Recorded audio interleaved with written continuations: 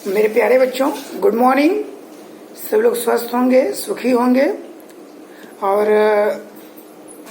परीक्षा की तैयारी में लगे होंगे। ठीक है बच्चों, देखें क्लास 8 हिंदी 1 हिंदी 2 कंप्लीट है, केवल रिवीजन चल रहा है। पिछली कक्षा में हम लोग निबंध का रिवीजन कर रहे थे, जिसमें हम लोग परोपकार का महत्व, इंटरनेट का महत्व पढ़ चुके थे। आज जो हम लोग पढ़ेंगे बच्चों, जो रिवीजन करेंगे निबंध में, वो है दीपावली। सिलेबस से मिला लेंगे, सिलेबस में ही है ना, दूसरा, छठवां, सातवां और नौवां। तो सातवां बेटा क्या, दीपावली। ठीक है, अभी दीपावली आने वाला ही है ना, त्योहार दीपावली आने वाला है ना।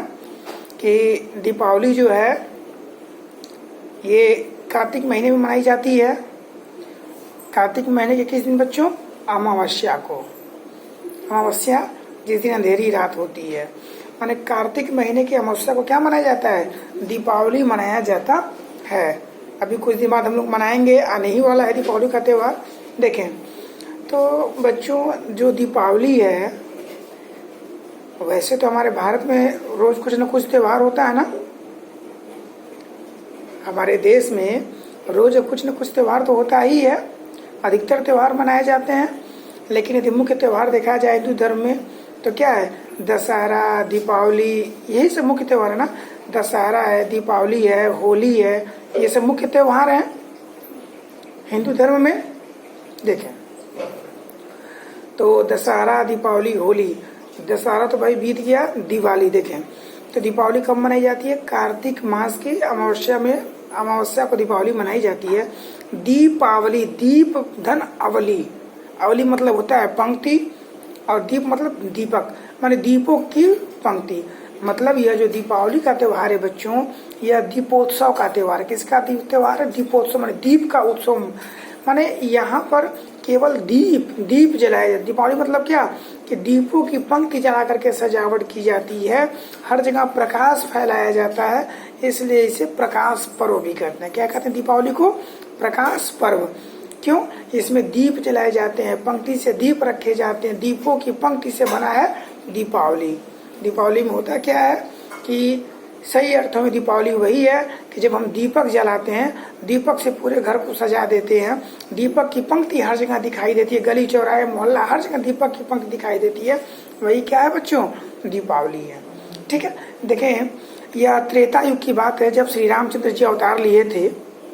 ठीक है, तो बेटा पहले जो है ये halogen, LED bulb, light, transformer, ये सब सारी चीजें थी ही। ये सब तो पहले थी नहीं, लेकिन प्रकाश पहले भी था, अंधेरा पहले भी था, दिन पहले भी होता था, रात पहले भी होती थी। तो लोग रात में क्या जलाते थे, कैसे करते थे, तो दीपक जलाते थे। बाद में हम लोग बेटा लालटेन देखे होगे ना, लालटेन लैंप देखे होगे ना। अब तो कहीं लालटेन लैंप दिखाई नहीं दे रहा है, कि मिट्टी का तेल ही नहीं मिल रहा है, तो जलाओगी क्या। अब हर जगह लाइट, बल्ब, एलईडी यही सब चल रहा है, या फिर सोलर लैंप चल रहा है, इन्वर्टर है, कोई लैंप और लालटेन कहीं दिखाई दे रहा है, कहीं नहीं।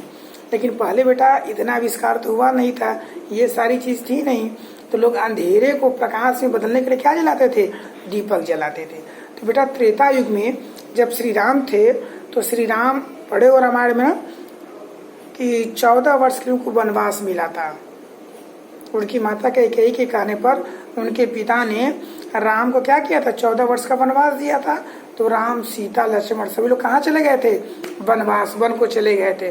14 साल बाद जब वो पुनः वो लोग वापस अयोध्या में आए, तो सारे अयोध्या वासी क्या थे, खुश थे, प्रसन्न थे, कह रहे वाह राम आ रहे हैं, राम आ रहे हैं, सीता आ रही है, लक्ष्मण आ रहे हैं। तो जैसे हमारे घर कोई मेहमान आता है बच्चों, तो हम क्या करते हैं, अपने घर को सजाते हैं, संवारते हैं, बेडशीट बदलते हैं, ये सारी चीज काम करते हैं ना, साफ सुथरा रखते हैं। तो वैसे पूरा गांव प्रसन्न था कि श्री राम आ रहे हैं, लक्ष्मण आ रहे हैं, सीता आ रही है। तो पूरे गांव में उत्सव का माहौल हो गया। पूरे गांव में सभी लोग अपने घर को साफ सफाई करने लगे, चमकाने लगे, पोंछने लगे, संवारने लगे, सुंदर बनाने लगे। और राम को आते थे बेटा रात हो गई, माने शाम को आए, रात को आए, तो उस समय जो है ये एलईडी बल्ब, हैलोजन, ये सब तो था नहीं। तो लोग क्या किए, आने की खुशी में, चूंकि अमावस्या की रात अंधेरी होती है ना, तो उस रात में सब कुछ दिखाई दे, खुशी के लिए, प्रकाश के लिए सभी लोगों ने उस दिन क्या कर दिया, अपने अपने घर पे दीपक सजा दिए। पूरा दीपक, पूरी अयोध्या नगरी जगमग जगमग होने लगी। ऐसा लगा कि कौन आ रहा है, तो प्रभु श्री राम आ रहे हैं। वो अमावस्या की रात भी जो है उजाली हो गई। इतना लोगों ने घर में अपने दीपक जला दिया, गली में दीपक, चौराहे पे दीपक, हर जगह दीपक, कि वो रात भी मानो क्या हो गया, दिन जैसा उजाला हो गया। तब प्रभु श्री राम आए। तो श्री राम के आने की खुशी में जो है पूरे अयोध्या वासियों ने क्या कर दिया, दीपों की पंक्ति ही लगा दी। तभी से बच्चों दीपावली मनाई जाने लगी। ठीक है, ये तो हिंदू धर्म में है। ऐसे बेटा जैन धर्म में भी है कि इसी दिन स्वामी महावीर को क्या हुआ था, निर्वाण मिला था। सिख धर्म में है कि उनके छठवें गुरु कौन थे, श्री हरगोविंद सिंह को जेल से रिहा किया गया था इसी दिन। ठीक है, तो सभी धर्मों में इस दिन का विशेष महत्व है। ऐसे बेटा दीपावली मनाई जाती है। अब दीपावली के दिन हम लोग करते क्या है, दीपावली कैसे मनाते हैं, तो बेटा उसके पहले से हम साफ सफाई घर में शुरू हो जाती है ना। जितना भी कूड़ा करकट कबाड़ होता है सब हम बाहर निकाल देते हैं, घर को साफ सुथरा रखते हैं, स्वच्छ रखते हैं। दीपावली के दिन उसको दीपों से क्या करते हैं, सजाते हैं। बेटा अब तो सरसों का तेल बहुत महंगा हो गया है, दीपक भी महंगे हो गए हैं, तो हम क्या करते हैं, वही झालर ला के टांग देते हैं। झालर से ही घर का रौनक बढ़ाते हैं, क्योंकि वो त्रेता युग था, अब ये कलयुग है बेटा। तो क्या करते हैं, मनाते तो हैं थोड़ा सा चेंज करके।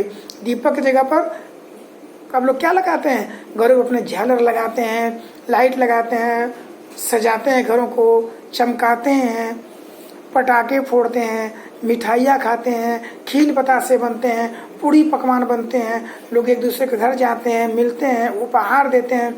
और उस दिन किसकी पूजा होती है, गणेश लक्ष्मी की जम के क्या होती है, पूजा होती है। गणेश लक्ष्मी की पूजा होती है।